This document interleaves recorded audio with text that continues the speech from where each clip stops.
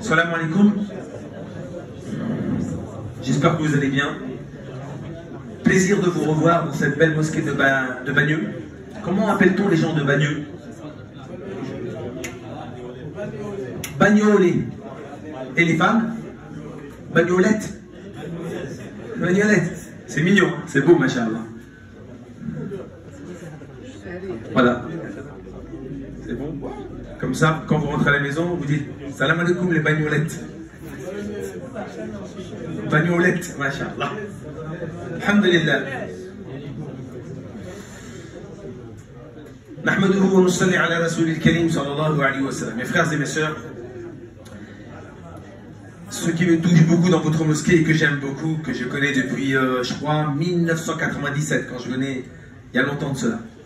Ce qui me touche beaucoup dans cette mosquée, c'est quand on rentre dans cette mosquée dehors, il y a marqué sur le mur, c'est écrit « Veuillez respecter le voisin ». En vérité, ça devrait être obligatoire dans toutes les mosquées de France. Avant de rentrer dans le lieu de prière, la mosquée principale, il devrait être écrit sur un panneau en grand, bien visible, en gros caractères, grosse police, veuillez respecter le voisinage. Mais hélas, quand c'est le feu rouge, on stoppe. Quand c'est le radar, on ralentit. Mais quand c'est nos panneaux, ça ne marche pas. Alors peut-être qu'on va faire comme dans les pays musulmans. Vous voyez, quand vous prenez l'autoroute, il y a marqué quoi en gros? La ilaha illallah, subhanallah, alhamdulillah, tadkir. On nous fait le rappel, pour ne pas oublier que quand tu es sur la route, il y a toujours quoi? Des rappels. Allahu Akbar, la ilaha illallah. Et quand on va sur les toucher, oh subhanallah, c'est beau. Et c'est la même chose. Peut-être qu'on devrait marquer un verset du Coran, celui que je vais évoquer. Wallah tabaraka wa ta'ala dans Surat Nisa, chapitre 4, les femmes. Surat Médinoise, verset 36. Wallah tabaraka wa ta'ala dit, écoutez bien, c'est très important. Wa'budullah. ولا تشركوا به شيئا وبالوالدين إحسانا وبذي القربى واليتامى والمساكين والجار ذي القربى والجار جنبه. Dans le sens, Allah tabaraka wa ta'ala dit, craignez Allah et ne lui attribuez aucun associé. Alhamdulillah, on ne le fait pas et on ne le fera jamais jusqu'à notre mort, d'associer quoi que ce soit à Allah. Mais la suite, écoutez-la. Allah n'a pas dit Hassan. Les spécialistes de la grammaire ont bien défini que Hassan veut dire bien et Ihsan veut dire meilleur. Ayez un comportement d'excellence envers vos deux géniteurs. Un comportement d'excellence envers vos proches parents. Un comportement d'excellence envers le pauvre. Un comportement d'excellence envers l'orphelin, un comportement d'excellence envers le voisin proche et un comportement d'excellence envers le voisin loin. Allah a mentionné quoi? Les parents une fois, les proches parents une fois, les orphelins une fois, les pauvres une fois et les voisins deux fois. Mes frères, des chiffres qui font froid dans le dos. Dans le monde, chaque année, le 23 janvier, il y a la journée mondiale. Il y a beaucoup de journées mondiales. Hein. Journée mondiale de la solitude. Oui, écoutez bien. 12% de la population française souffre de la solitude. En France, 23% des gens, écoutez bien, 23% des gens ne parlent pas à leurs voisins. En France, dans les grandes villes, 23% des gens ne parlent pas à leurs voisins.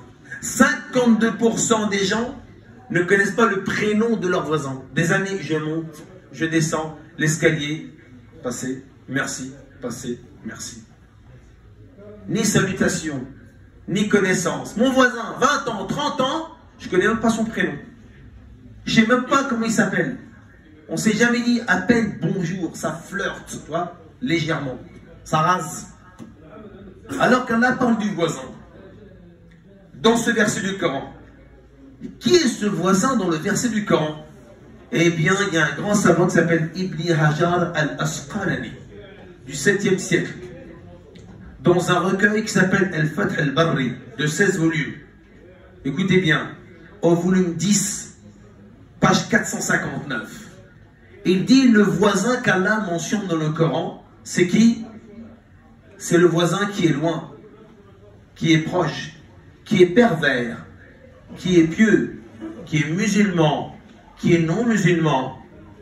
C'est lui le voisin qu'Allah mentionne dans le Coran. Un autre savant qui s'appelle Ibn Kathir, rahimahullah, dans son Eshezet, au tome 1, page 441.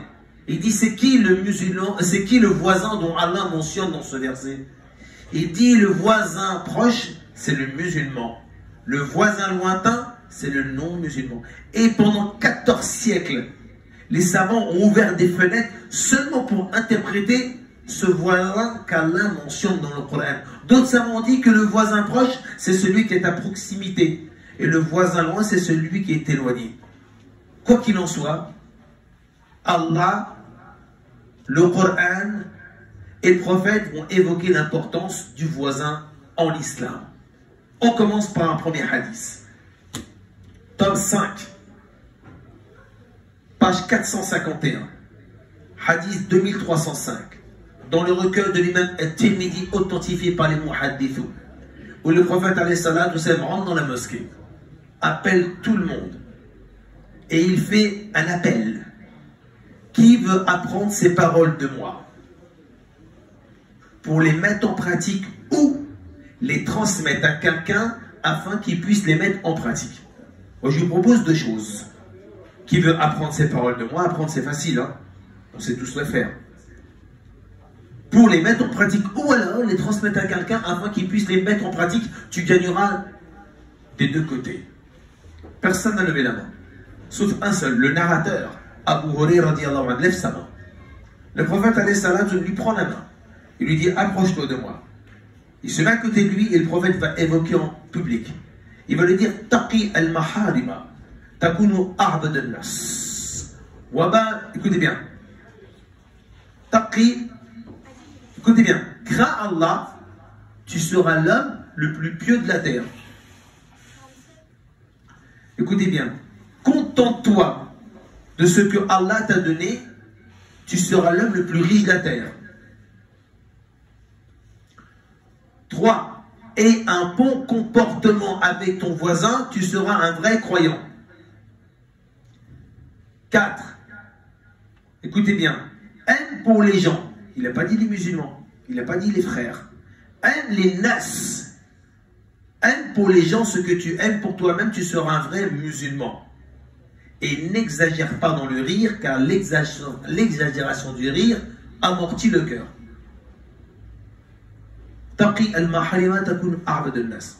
Warda bima qasama Allah laka takun aghna an-nas. Wa ahsan ila jarika takun mu'minan. Wa habba lin-nas ma tuhibbu li nafsika takun musliman. Wa la takthiru ad-dahika fa inna kathrata ad-dahiya tumit al-qalb. Le prophète alayhi salatu wassalam nous fait montrer l'importance du voisin. Sois bon avec ton voisin, tu seras un vrai croyant. Ce hadith nous fait montrer que notre croyance, elle est basée sur quoi? Sur le droit du voisinage. Et ce hadith va encore l'appuyer. Dans le recueil d'Imam al-Bukhari, tome 4, page 4552, hadith 2159. Toujours Abu Huraira radiallahu anhu raconte que le prophète Mohammed sallallahu alayhi wa sallam va réunir des compagnons. Et le prophète va jurer. Pourquoi il va jurer? Vous savez, si vous demain voulez faire une affaire avec quelqu'un, vous avez peur qu'il ne vous fasse pas confiance. Tu ramènes 20 personnes avec toi, Et quand tu as 20 personnes pour témoigner, la personne en face va dire c'est bon, tu as 20 personnes, tu es quelqu'un de honnête, c'est sûr, il y a 20 personnes qui sont là, qui vont garantir ta parole. Tu as besoin de ramener des gens. Mais le prophète, il ne va pas ramener 20 personnes. Il va jurer au nom du Créateur des milliards de personnes. Et il va jurer 3 fois. Pourquoi? Parce que quand on jure, on prend Allah comme garant et comme témoin de notre parole. C'est pour ça qu'il faut faire très attention quand on jure. Parce que quand tu jures, tu dis Wallahi, tu prends Allah garant, témoin de ton engagement devant les gens. Et aujourd'hui, là, on jure à tout va. Et on prend Allah comme témoin et garant. Et si tu tiens pas ta parole, tu es mort. Et il va commencer à dire Wallahi la yu'minu. 2 fois. Wallahi la yu'minu. Wallahi la yu'minu 3 fois. Je jure par Allah, vous n'êtes pas des croyants. Il s'adresse à qui? Pas à vous et moi. Il s'adresse à des sahaba qui font la prière, qui font le ramadan, qui payent la zakat, qui font le pèlerinage. La liste elle est longue. Qui craignent Allah. Wallah, vous n'êtes pas des croyants. Et une deuxième fois, je jure par Allah que vous n'êtes pas croyants. Et je jure encore par Allah que vous n'êtes pas croyants. Tous les sahaba sont en transe. Ils ont peur, ils sont en panique. Et les compagnons vont dire Man ya Rasulallah, qui donc?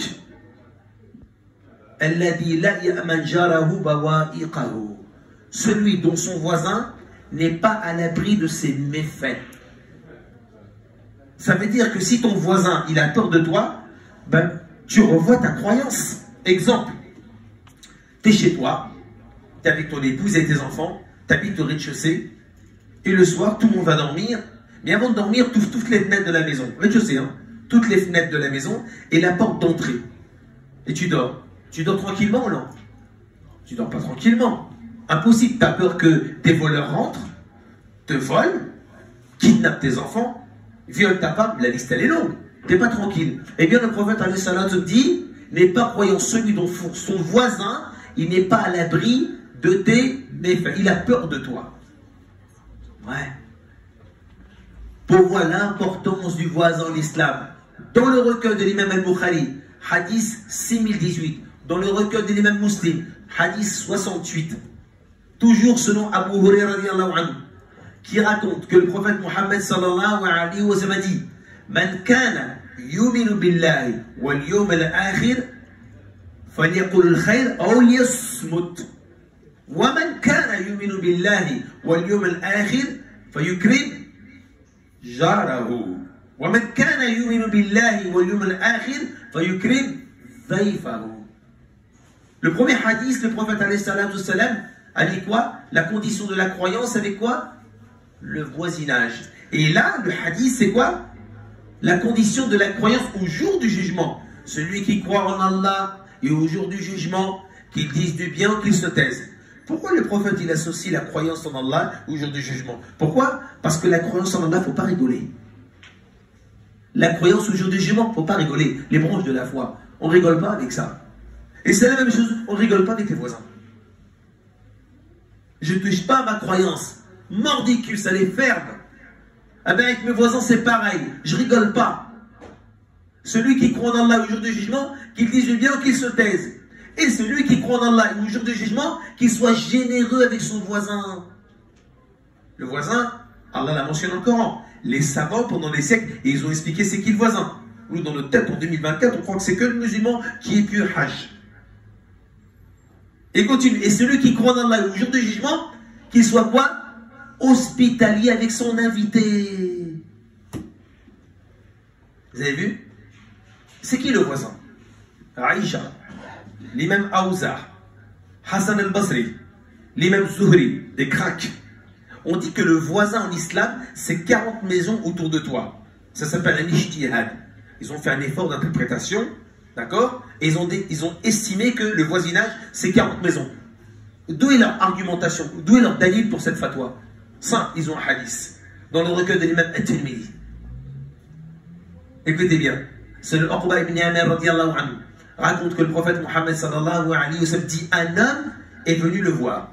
Il a dit ô messager d'Allah, j'ai des voisins qui me font du mal, qui me font du tort. Le prophète alayhi salatu salam appelle Abu Bakr et Omar, 2 stars, 2 futurs califes. Il les appelle. Et il leur dit, vous deux, aller crier devant la porte de la mosquée. Pourquoi la mosquée, il aurait pu dire aller au marché? Non, parce qu'au marché, il y a qui? Les Masdéens, les Zoroastriens, d'accord? Les polythéistes, les gens du livre et les musulmans. Donc il y a tout le monde. Alors qu'à la mosquée, il y a qui? Que les musulmans. Et le prophète veut s'adresser à qui? À sa communauté. Et il a dit, allez crier devant la porte de la mosquée. Et dites que, écoutez, le voisinage s'étend à 40 maisons autour de vous. Et ne rentrera pas au paradis celui dont son voisin craint ses méfaits. Le voisinage s'étend à 40 maisons autour de vous. Et ne rentrera pas au paradis celui dont son voisin craint ses méfaits. Avant d'enchaîner les histoires, toujours des hadiths pour que ça rentre bien. Dans le recueil de l'imam Al-Bukhari, Adab Al-Mufrad, hadith 112. Dans le recueil de Kafsh Sita de l'imam Al-Bazzar, ce hadith, quand je l'entends, j'ai la chair de poule. Oussama ibn Abbas, radiyallahu anhu, éminent compagnon, Nar, dit que le prophète Mohammed sallallahu alayhi wa sallam a dit Ma amanabi. Tout à l'heure, c'est quoi? La croyance en Allah. 2. La croyance au jour du jugement. Maintenant, qu'est-ce qu'il dit? Ne crois pas en moi. La croyance au prophète alayhi salatu salam. Ma amanabi. Man bata shab'an. Wa jaru ila junbihi jari'an wa ya'lamu bi. Ne crois pas en moi. Celui, écoutez bien, dont son voisin a faim, il est à côté de lui et il le sait. Ma amanabi, man bata shab'an. Ne crois pas en moi, moi le messager de Dieu, ne crois pas en moi. Celui qui dort, il dort, le ventre rassasié, le ventre repu, plein. Shab'an. Wajaru ila junbihi. Et son voisin à côté de lui a faim et il est au courant. Tous ces hadiths nous font peur. Parce que le prophète, il parle du jour du jugement. Et il parle en même temps quoi? La croyance au jugement. Et aussi, il nous met en garde contre les méfaits du voisinage. Ne crois pas en Allah, ne crois pas en qui? Et il jure par Allah. Ne crois pas en qui? En Allah? Celui dont son voisin a peur de lui. Et ne crois pas en moi? Celui dont son voisin a faim. Vous voyez que le voisinage, c'est très important en islam. Allah le mentionne, le prophète le mentionne, et même les savants le mentionnent. Alors mes frères, le prophète alayhi salatu salam et Allah tabaraka wa ta'ala nous invite à être quoi? Attentifs aux voisins. Mais nous, hélas, on se dit, oh, c'est tous des non-musulmans. Pourquoi? Alors que nous allons voir des gens qui on appelle des cracks, des savants. D'accord? Vous allez voir comment ils étaient avec leurs voisins qui n'étaient pas musulmans. Mais ça, on verra à la fin. Avant tout, le prophète alayhi salatu salam, selon Abdullah ibn Amr ibn al-As radiyallahu anhu, dans le recueil de l'imam At-Tirmidhi, hadith 1943, authentifié par les muhaddithun. Pardon, 1943 dans le recueil de l'imam Al-Bukhari, dit qu'un jour, je suis rentré de mes activités. Je suis rentré dans mon enclos. J'ai pris une petite bête. Je l'ai sacrifiée, je l'ai dépecée. Je l'ai donnée à ma famille, qui s'en est occupée. Et je leur ai dit, avez-vous donné de la viande à notre voisin? Il se répète. Avez-vous donné de la viande à notre voisin? Il se répète 3 fois. Avez-vous donné de la viande à notre voisin? Car j'ai entendu le prophète Mohammed sallallahu alayhi wa sallam dire, Jibril n'a cessé de me recommander le voisinage à tel point que je pensais qu'il avait part à l'héritage. Ya Mohammed, l'héritage. Ya Mohammed, l'héritage. Le voisin, le voisin, le voisin. Imaginez-vous, car Jibril est venu me voir, il m'a tellement recommandé le voisinage que je pensais qu'il avait une part à l'héritage. Et un jour, le prophète alayhi salatu, là dans le recueil d'Imam At-Tirmidhi, nous dit, selon, écoutez bien, Abu Dar al-Rifari, éminent compagnon, vous le connaissez tous, un ancien voleur, mais un bon musulman pieux. Il dit, oh Abu Dar, quand tu cuisines, d'accord, quand tu prépares un plat, n'hésite pas à rajouter de l'eau dans la sauce pour augmenter le volume afin d'en donner à tes voisins. C'est magnifique. Oh Abu Dar, quand tu cuisines, n'hésite pas à rajouter de l'eau dans la gamelle afin d'augmenter le volume pour en donner à qui? À tes voisins. Ce qui veut dire qu'aujourd'hui, en 2024, pendant le mois du Ramadan, dorénavant, quand on fait nos courses, on ne fait plus nos courses pour nous. On fait nos courses et en même temps, on rajoute un petit peu d'autres choses, d'accord? Une boîte de petits pois, par exemple, autre chose, ou un paquet de pâtes. Comme ça, on augmente le volume. Comme ça, on peut en donner aux voisins. Vous avez vu? Le musulman, il ne mange pas seul. Ça n'existe pas. Ça n'existe pas, le musulman qui mange seul. Oh, Bouddha, quand tu cuisines, n'hésite pas à rajouter de l'eau pour augmenter le volume, afin d'en donner à tes voisins. Il y a 14 siècles de cela. Et le voisin, il est où aujourd'hui? Il est où le voisin? Le voisin dans le Coran? Le voisin dans les hadiths de Bukhari? Il est où le voisin?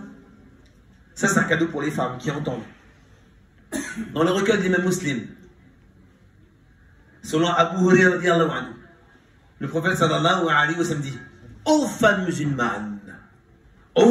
musulmanes, n'hésitez pas à donner un cadeau, n'hésitez pas à faire des cadeaux à vos voisines, ne serait-ce qu'un pied de mouton. Ô femmes musulmanes, n'hésitez pas à faire des cadeaux à vos voisines, ne serait-ce qu'un pied de mouton. Si aujourd'hui, en 2024, tu offres un pied de mouton à ton voisin, de le prendre mal, comme une moquerie. Mais à l'époque, c'était mal. Sahaba, ils crevaient de faim. Ils avaient des pierres attachées au ventre. C'était énorme, un pied de mouton. Moi, je me rappelle, et les anciens s'en rappelleront. Quelle époque, les années 80. Moi, quand j'étais petit, quand ma maman, elle allait chez une voisine, des fois, elle prenait les enfants, accompagne-moi. J'accompagnais ma mère. Jamais ma mère et vos mères ne sortaient de la maison pour aller chez la voisine sans ouvrir la porte du placard de la cuisine et prendre quoi? 1 kilo de sucre et un paquet de café. C'est vrai ou faux? C'est vrai ou faux, les anciens? Chouma. Jamais nos mères, elles allaient visiter la voisine sans prendre un paquet de café et un paquet de sucre. Moi, je le voyais. Nos mères, elles étaient illettrées. Elles n'ont jamais été à l'école. Mais elles ont hérité la sunna du prophète Mohammed sallallahu alayhi wa sallam. Aujourd'hui, on a tous du savoir et de la connaissance. Mais la sunna, elle est où? Elle est partie où, la sunna? Dans les nuages. Ô femmes musulmanes, n'hésitez pas à faire des cadeaux à vos voisines, ne serait-ce qu'un pied de mouton.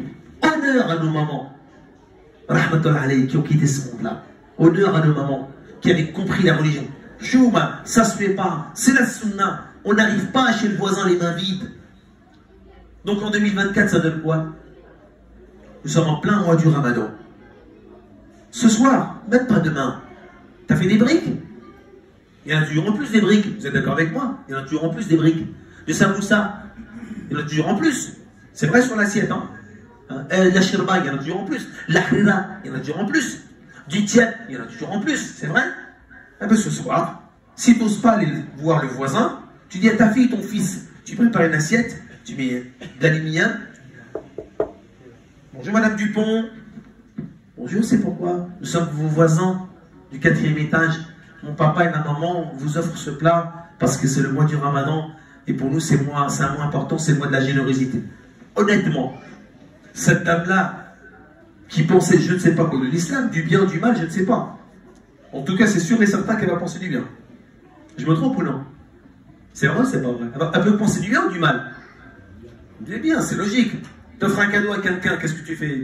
Il t'offre un cadeau, tu l'insultes ou tu le remercies? Vous avez vu? Vous avez vu la da'wa? Et on est tous d'accord que le prophète alayhi salatu salam a dit, les compagnons ont dit que le mois de l'année où le prophète était le plus généreux, c'est le mois du Ramadan. Ce qui veut dire que nous aussi, le mois de l'année où on est le plus généreux, c'est le mois du Ramadan. Regardez les caisses des mosquées tout au long de l'année, regardez les caisses des mosquées pendant le mois du Ramadan. Il n'y a pas photo. Il n'y a pas photo. On est plus généreux. Ça coule à flot l'argent. Tu peux rien y faire, c'est la volonté d'Allah. C'est la volonté d'Allah qu'Allah il a mis dans ce mois la générosité, la baraka. Donc on est plus généreux, c'est la volonté d'Allah. Ce qui veut dire qu'on ne peut pas rater cette occasion d'être généreux avec notre voisin. C'est ça mes chers frères. Notre voisinage en islam il est très important. Chacun de nous mes frères, je vais vous demander une faveur. C'est qu'à la fin de ce discours, chacun de nous, il prend un plat chez lui, une spécialité, Et si tu n'as pas de plat, tu n'as pas de spécialité, va prendre un tacos. Donne-la à la petite vieille. C'est pas grave. Mais sois généreux. Offre. C'est le mois de la générosité, le mois du Coran, le mois de la charité, le mois du Tarawih, le mois de la mosquée, le mois de la montée. La première décade, c'est la miséricorde d'Allah. C'est ça? Donc c'est pour ça, mes chers frères, on est dans la première décade. La miséricorde d'Allah. Et le musulman, il est miséricordieux. Vous savez que le jour du jugement, dans le 17 452 de l'imam Ahmad ibn Hanbal, le jour du jugement, selon Ka'b ibn Malik, les premières personnes qui vont arriver devant Allah pour se disputer, ça sera concernant quoi? Les litiges entre les voisins.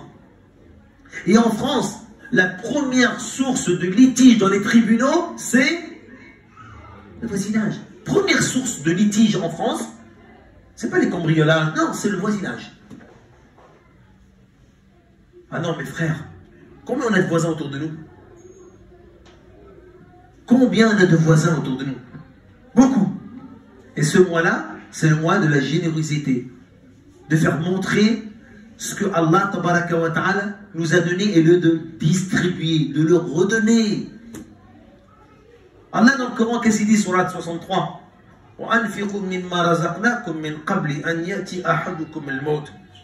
C'est ça? Et dépensez avant que la mort arrive l'un d'entre vous.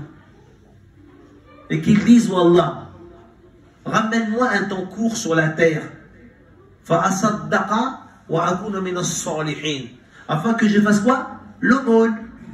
Et que je fasse partie des gens de bien. Verset 11. Allah ne retarde pas le terme de quelqu'un quand son temps est arrivé.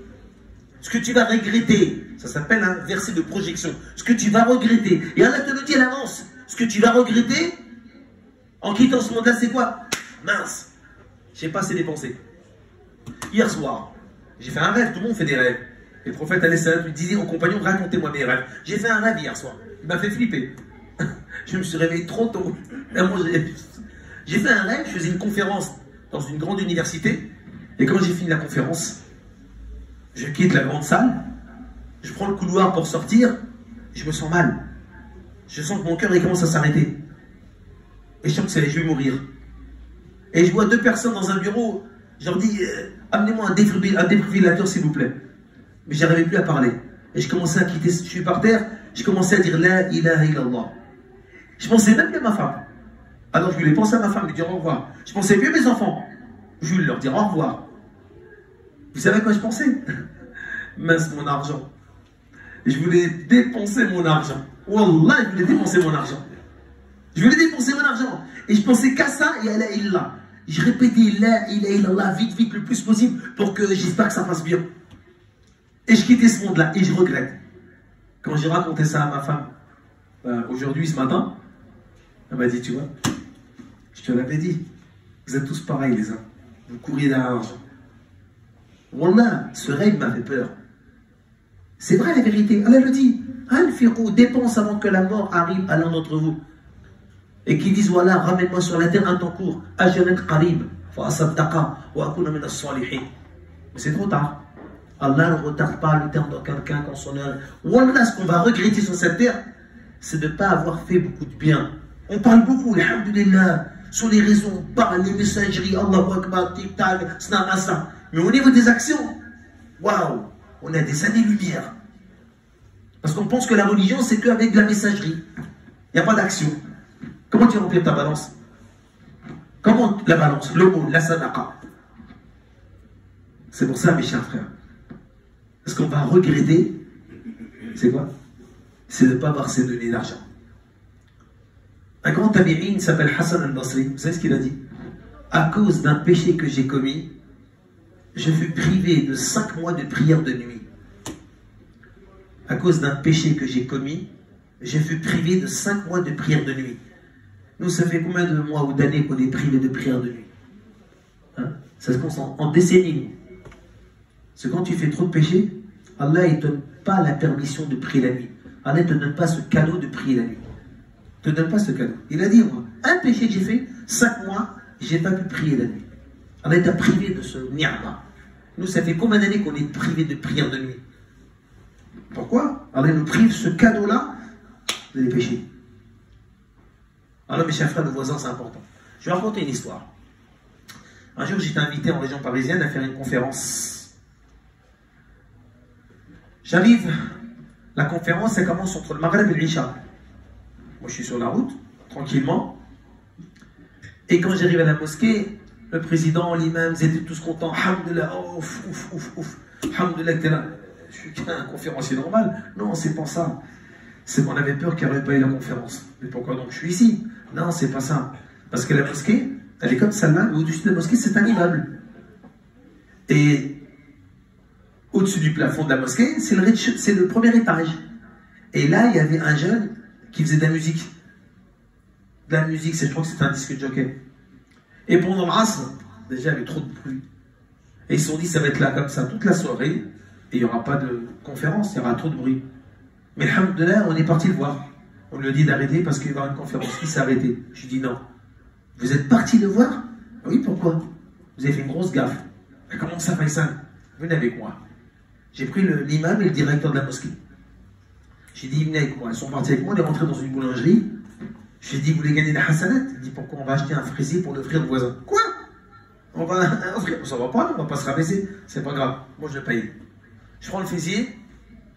On arrive chez le voisin. Et il ne voulait même pas parler. Ne vous inquiétez pas, j'ai parlé. Le voisin de la porte, c'est un jeune qui s'appelle Hervé, je crois, c'est ça. Je lui dis bonjour, je me présente, voilà, je suis de la mosquée, je viens d'une autre ville, je suis invité pour une conférence chez vous. Et au nom de responsables de la mosquée, on est venu s'excuser parce qu'on vous a dérangé. Vous faisiez de la musique, tenez, le gâteau c'est pour vous. Les mêmes directeurs, ils m'ont regardé pour un fou.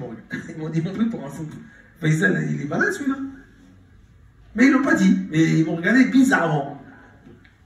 Le gars, il était touché. Merci. Arrive le Maghreb. Je fais la conférence.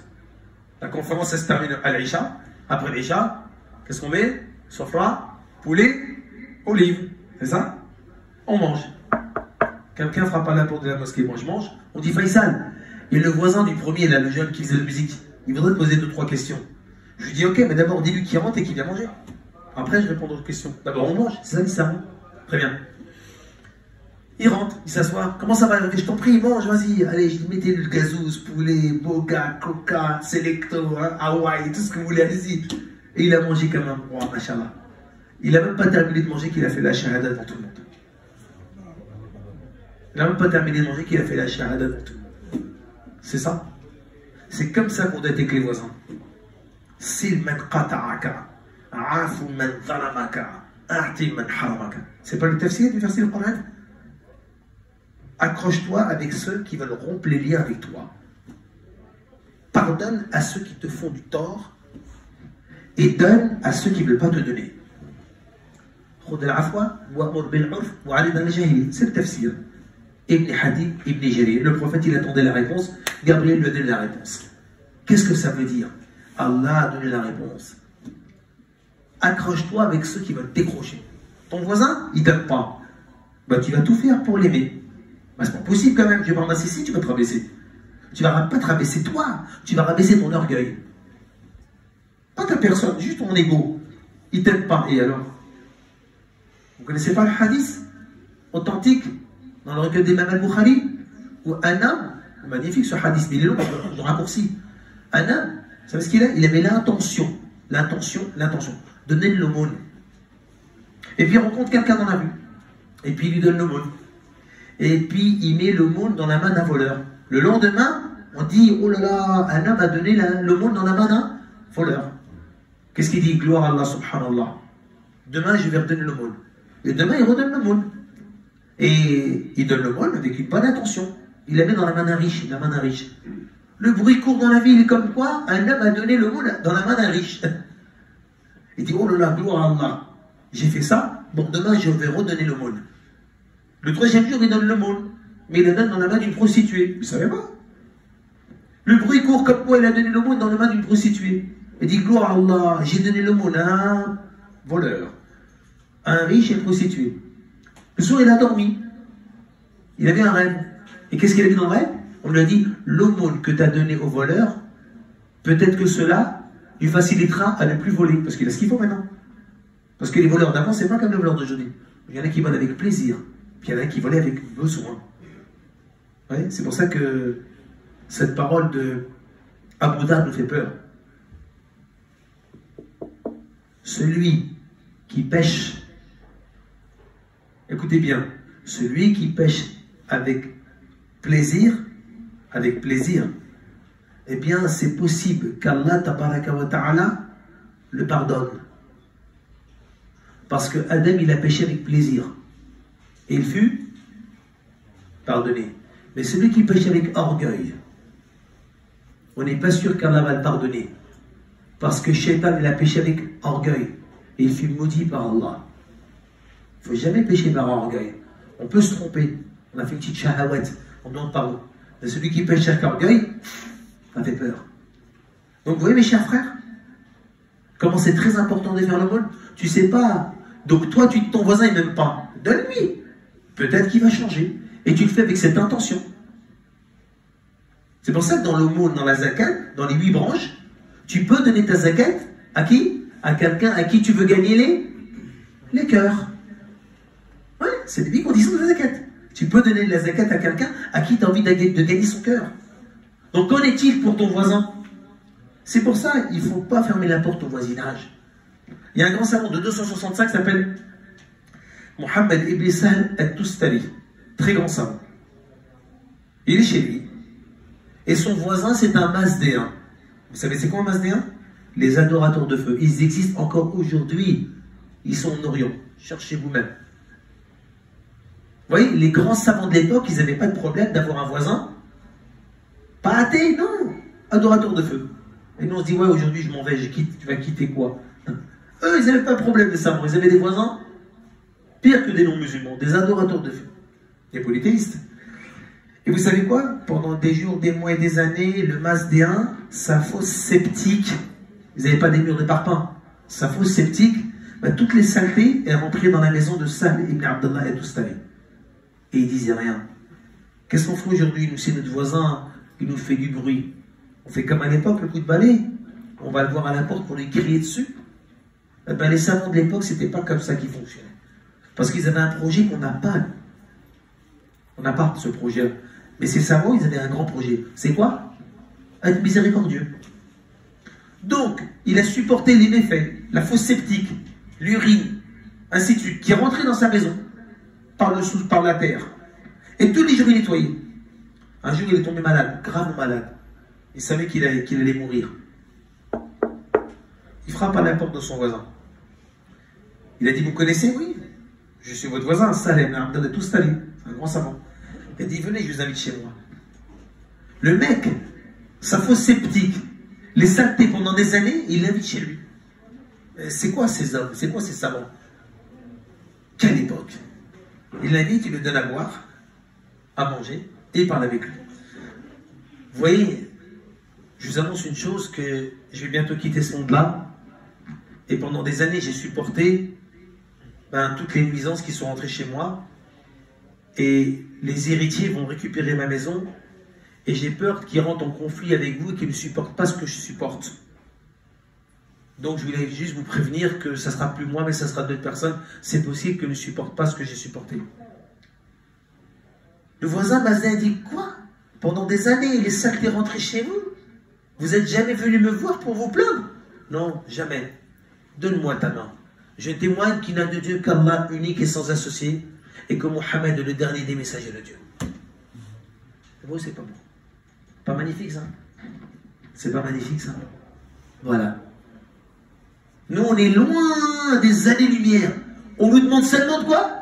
De ramener un petit plat chez notre voisin. Pourquoi? Pour tisser les liens de voisinage. Parce qu'Allah parle de voisinage. Dans l'islam, on n'a pas le droit d'être en guerre avec les voisins. On n'a pas le droit d'être en froid avec les voisins. C'est important, les voisins.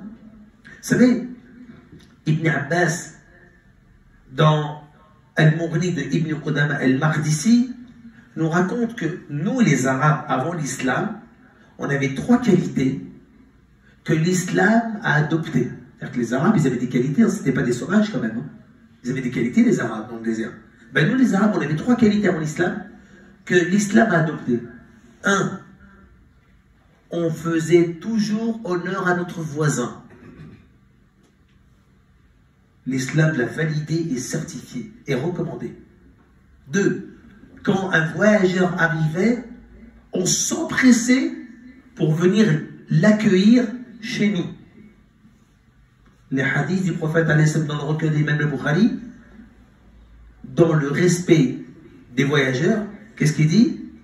Le voyageur, on l'accueille 3 jours, et après 3 jours, c'est des récompenses en plus. C'est le minimum. Et 3, quand on avait passé la majorité de notre vie avec nos épouses, on ne divorçait pas. 3 qualités. Ah donc c'est pour ça, mes chers frères, nous, le voisin de l'islam, il est capital, vital et primordial. Écoutez cette histoire. Le grand savant Abu Hanifa, de l'an 83, et tout le monde connaît l'imam Abu Hanifa, rahimahullah, très grand savant. Il est chez lui à Koufa.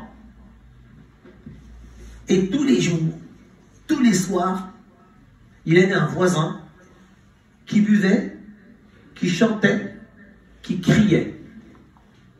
Chantait, il buvait, il criait, il était saoul. Et Abu Hanifa, jamais il est venu se plaindre de son voisin. Et pourtant, il aurait pu sortir des versets du Coran, des hadiths, tout ça. Non musulmans. Nous, qu'est-ce qu'on fait en 2024? On ne supporte pas. On est en guerre. On lui jette des œufs devant la porte. La liste est longue. Ou alors dans le commissariat. Abu Hanifa, il n'a jamais rien fait. Écoutez bien. Un soir, pas de bruit. Pas de chant.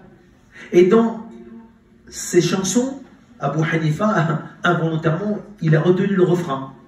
Vous savez qu'est-ce qu'il chantait? Où est l'époque où les voisins étaient des amis, et quand on était en détresse, ils venaient à notre secours. C'est ce qu'il chantait dans ses chansons. Où est l'époque où les voisins étaient des amis, et quand on était en détresse, ils venaient à notre secours. Il buvait, il chantait, il criait. Un soir, rien du tout. Le lendemain matin, Abu Hanifa, il tape à la porte du voisin. Nous, on n'aurait pas tapé. Vous savez ce qu'on aurait dit? Alhamdulillah, dua mustajab. Dua mustajab. L'imam, il a fait une dua mustajab. Il est parti à la porte de son voisin. Vous savez qui ouvre la porte? Son épouse. Abu Hanifa, elle a dit j'étais inquiet hier soir. Il n'y avait pas de bruit. Tout va bien auprès de votre mari? Nous, on serait inquiets, nous? On ne serait pas inquiets, nous. Vous savez ce qu'a dit la femme? Mon mari a des dettes. Il a été attrapé par les autorités et il est emprisonné. Le juge l'a emprisonné de Koufa.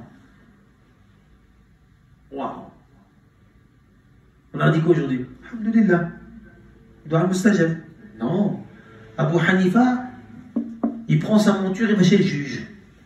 Il voit le juge, mais les frères, hein, devant Allah, je ne sais pas si une histoire comme ça pourra se reproduire jusqu'à la fin du monde. Et j'y crois pas. Franchement, je ne suis pas sûr, mais à 99%, je ne suis pas sûr qu'une histoire comme ça puisse se reproduire aujourd'hui jusqu'à la fin du monde. Parce qu'ils avaient la science et la pratique. Il va voir le juge. Il dit, vous connaissez, je suis Abu Hanifa? Oui, on te connaît le savant. Il arrive avec une bourse. Tiens, je paye les dettes de mon voisin. C'est qui ces gens-là? C'est qui ces gens-là? On habite quelle planète? On habite sur la Terre, non? Je paye les dettes de mon voisin. Tu peux le libérer. Il sort, il est sur sa monture dehors. Le gardien ouvre le cachot, le geôlier, et dit, tiens, t'es libre. Qui m'a libéré? On va voir le juge.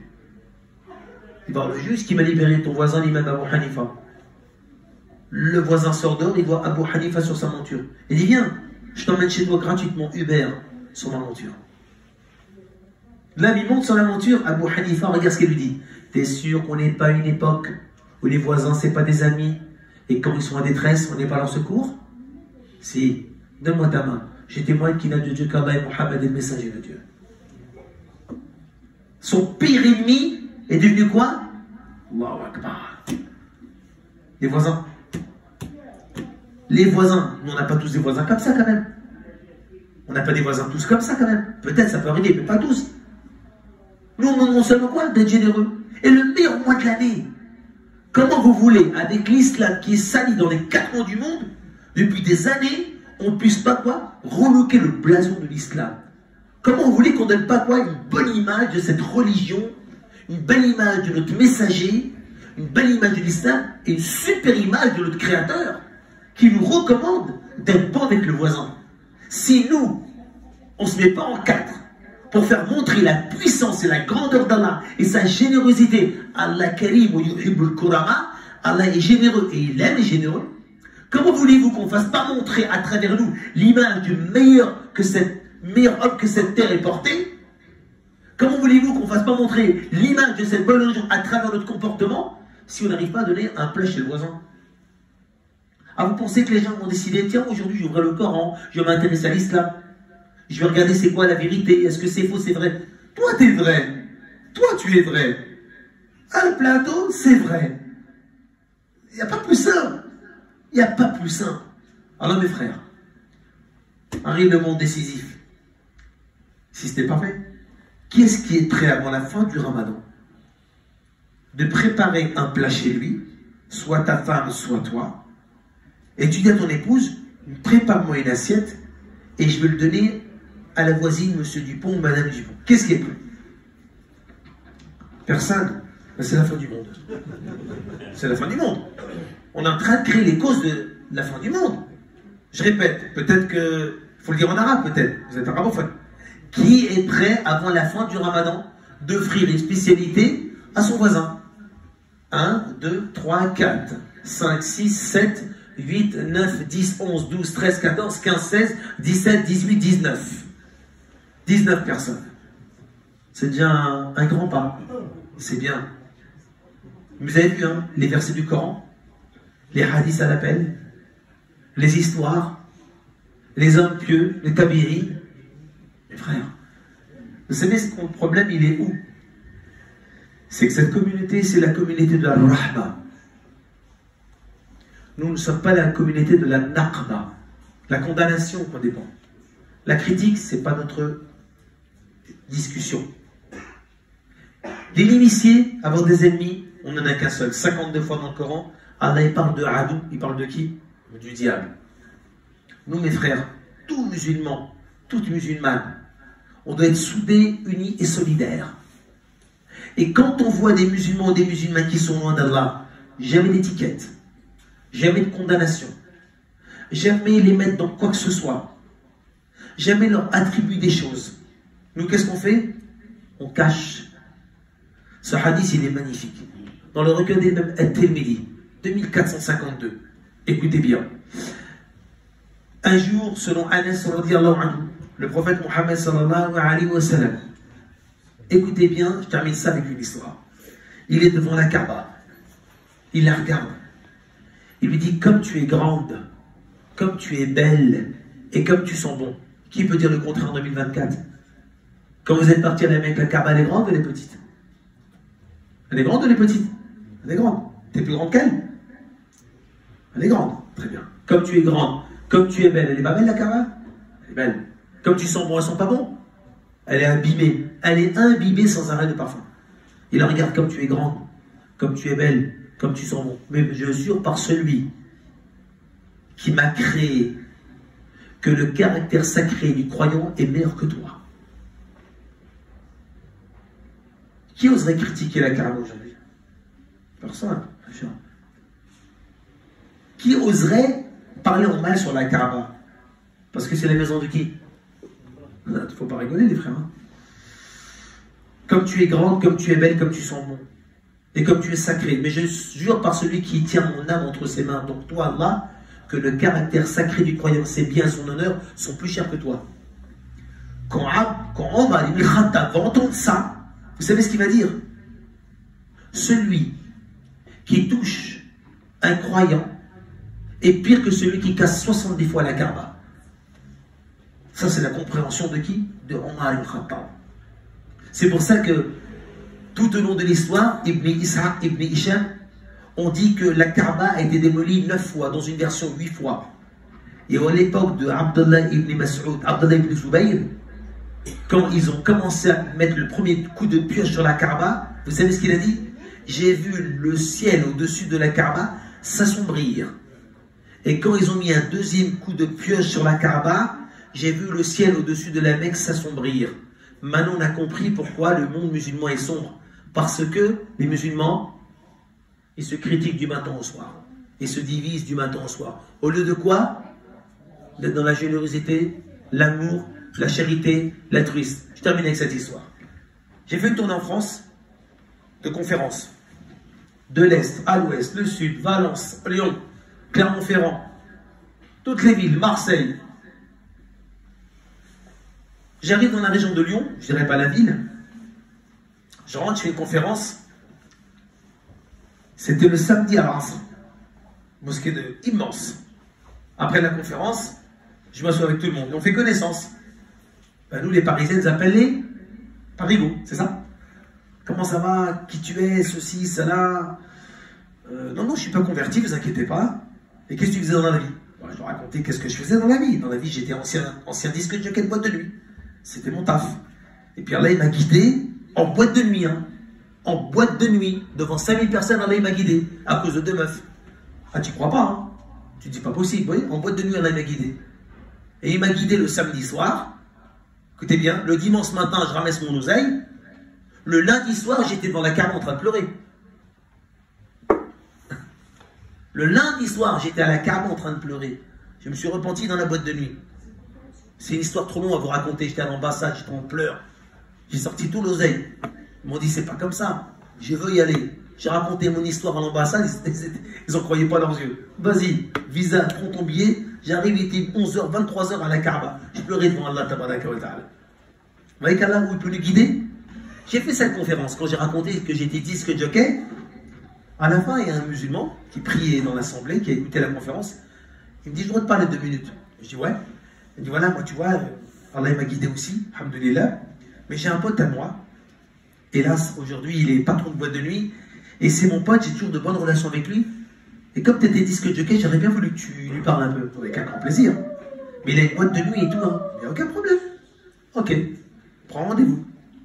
Après les Isha le samedi soir, il prend rendez-vous, il me dit, viens, on va aller visiter le patron de la boîte de nuit. Moi, je pensais que c'était dans un fast-food, je sais pas. On arrive dans la boîte de nuit. J'étais en camise comme ça. Ça l'a fait tousser le chien. Hein. J'arrive dans la boîte de nuit, je dis, mais je rentre pas comme ça en boîte de nuit. Déjà, je rentre pas en boîte de nuit parce que tous les sentiments vont venir. Les Barry White, les Jimmy André Cameron, les SOS Smith, ils vont tous revenir. Je dis, non. Vous savez, hein, on est petits, hein, et on peut sortir rapidement, frère Jacques, dormez-vous. Hein. On l'a pas oublié. Hein. Donc, c'est facile à sortir 3600 disques. Mais dis, non, t'inquiète pas, le patron, il est au courant. La musique, elle n'est pas encore en route. Et les meufs et les garçons sont pas encore rentrés en boîte. Ok. Je rentre dans la boîte de nuit. Les boules à facettes, tout était éclairé. Il y avait le bar, les hôtesses, en paillettes. Hein. Je fais Radal Bassal, hein, parce qu'il faut baisser les yeux, autrement t'es mort, mon frère. Tu fais un arrêt cardiaque. Et je baisse les yeux, il y avait les hôtesses, il y avait les chiens, les Doberman, il y avait les vigiles comme ça. Tous des musulmans, hein. C'était tous des musulmans, les vigiles. Les hôtesses, tous des musulmanes, le patron un musulman. C'est ça, hein. Qu'est-ce que tu veux? Eh ben, qu'est-ce que je vais leur dire? À votre avis, je vais les casser en deux? Je vais les critiquer? Ah, attention, mon frère. Le chien m'attend, hein. Le chien m'attend, hein. Je vais sortir en slip, hein. Mais non, c'est pas la méthode mohammedienne. Alayhi salatu wassalam. Je leur ai parlé de la grandeur d'Allah. Et je leur ai parlé de la mort. Il n'y a pas mieux. C'est pas la peine de rester pendant 1 heure. J'ai ni parlé de la science, ni de quoi que ce soit. La mort, ça frappe. La mort. La grandeur d'Allah, la mort. 20 minutes, il faut y aller parce que quand même la boîte de nuit elle va commencer à ouvrir. Je dis bien, je vous laisse, je vous remercie beaucoup, c'est gentil. J'aurais fait Dora quand même, c'est normal. Faire Dora pour eux, qu'Allah vous donne le meilleur dans ce monde, vous donne la réussite dans l'au-delà, c'est normal, il faut faire Dora pour eux. On doit faire Dora pour les gens qui sont loin d'Allah à nos yeux. Il ne faut pas faire Dora contre eux, vous êtes des égarés. C'est catastrophique ça, dans un discours comme ça. Tu vois un mec dans la rue qui deal, tu passes devant lui, tu dis t'es un égaré. Mais non mon frère, tu fais Dora pour qu'Allah le ramène. Tu vois un mec et une meuf dans la rue qui sortent ensemble des musulmans. Tu fais Dora contre eux? Mais on est fou quoi. On fait Dora pour eux. Très bien. J'ai fait Dora, je suis sorti. Il me restait plus qu'une journée dans la mosquée. Le dimanche, je suis pris dans la mosquée, c'est le Hassan. Je fais la prière, je termine mon Hassan, salam alaikum, salam alaikum. Quelqu'un me frappe à l'épaule. Vous savez c'était qui? Le patron de la boîte de nuit. Mais je te remercie mon frère. Il dit moi je remercie Allah. Le patron de la boîte de nuit, il me frappe. Il dit Barakallah fik, hier tu m'as visité en boîte de nuit. Oui mes frères. Il faut avoir une pensée positive. Alors si ce mois-là, on ne dégage pas de la rahma, les 10 premiers jours, la première décade c'est quoi? La miséricorde d'Allah. Donc on doit être très miséricordieux. Donc les voisins, je répète, qui est prêt avant la fin du ramadan d'offrir un petit plat à son voisin? C'est parti.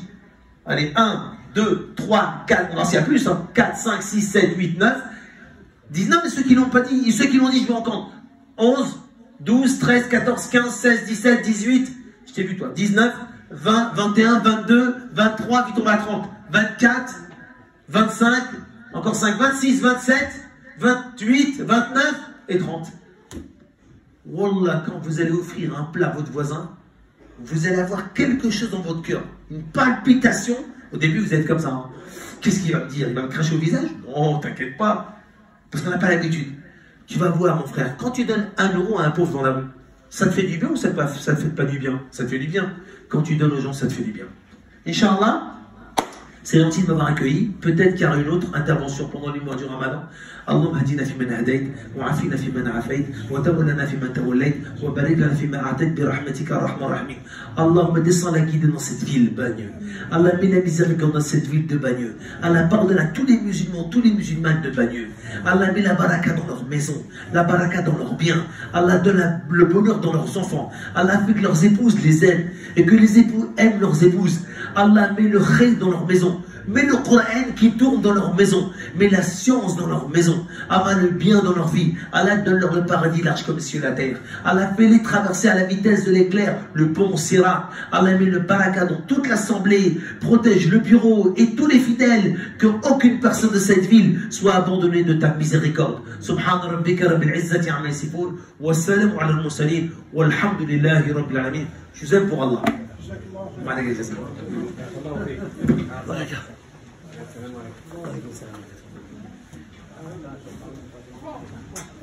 Salam alaikum, messieurs, vous allez bien? Ça va, alhamdoulilah, qu'Allah vous protège et vous garde.